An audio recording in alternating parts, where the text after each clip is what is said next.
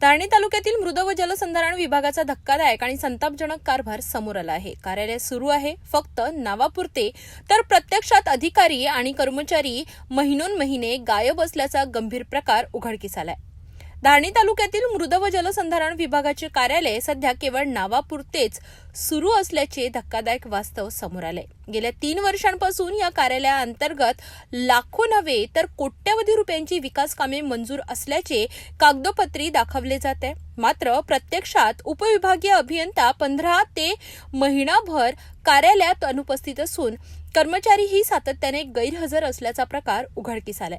शुक्रवारी जीपीएस कॅमेऱ्याद्वारे चित्रीकरण करण्यात आले असता गेल्या अनेक महिन्यांपासून कार्यालयात एकही अधिकारी किंवा कर्मचारी उपस्थित नसल्याचे ठोस पुरावे समोर आले।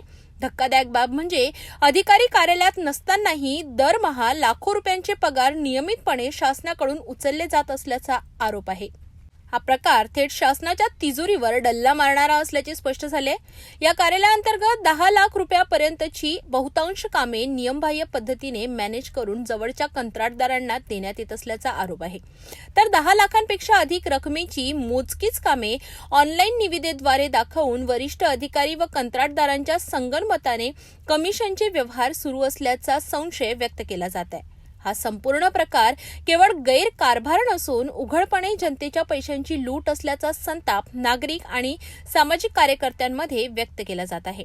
तात्काळ उच्चस्तरीय चौकशी करून दोषी अधिकारी, कर्मचारी आणि कंत्राटदारांवर कठोर कारवाई करण्यात यावी, अन्यथा तीव्र आंदोलन छेडले जाईल असा इशाराही देण्यात आलाय।